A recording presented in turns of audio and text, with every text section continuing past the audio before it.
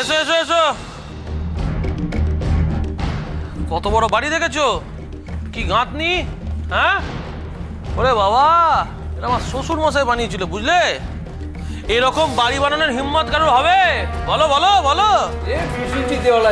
হ্যাঁ হ্যাঁ, সময় তো লাগবেই, কিন্তু আমার হাতে অত সময় নেই। এক কাজ করো, লোক বাড়িয়ে কাজটা তাড়াতাড়ি নামিয়ে দিতে হবে, বুঝেছো?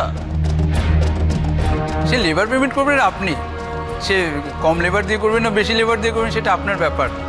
আগে কাজটা কোন দিক থেকে শুরু করবো সেটা আগে বলে দিন। কেন? মন্দিরের দিক থেকে।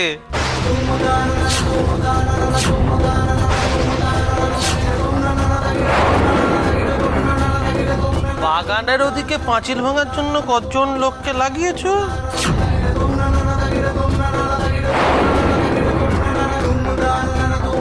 বাবু ওদিকে 3 জনকে লাগিয়েছি, ওরা এসে এদিকটা হাত লাগাবে। কিন্তু বাবু এই এত বড় বাড়ি, বাঁশ দিয়ে ভাড়া বাঁধতে হবে, ভাড়া বেঁধে তবে নিচ দিকে কাজটা করতে হবে।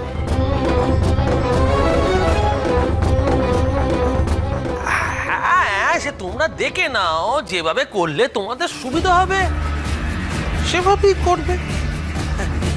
আমি আর কি বলবো? আমি তোমাকে অনুরোধ করছি অর্জুন, এই কাজ তুমি করো না। এই বাড়ি আমাদের পারিবারিক ঐতিহ্য, এটাকে এভাবে ধূলিসাৎ করে দিও না অর্জুন। ও মা, এত কাণ্ড হয়ে যাওয়ার পর হঠাৎ একথা বললে হয়? আমি যেদিন প্রথমেই এই বাড়ি আমার করে নিয়েছি সেদিনই ডিসাইড করে নিয়েছিলাম যে আমি এই বাড়িটাকে ভেঙে দিয়ে একটা মল তৈরি করব। তা এখন আপনি যদি কলকল করে চোখে জল ছাড়েন, আমি কি করতে পারি বলুন?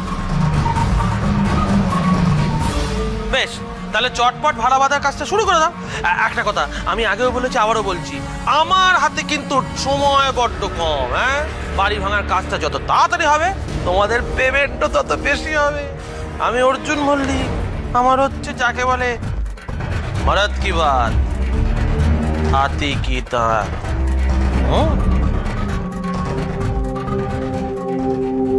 কি হলো বলো তো?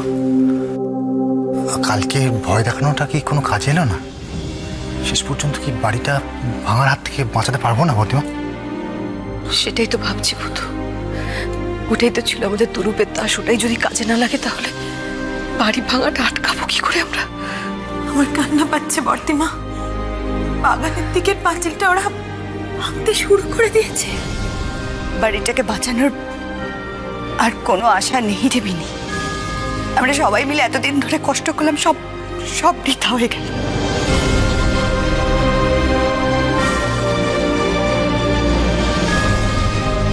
কি হলো?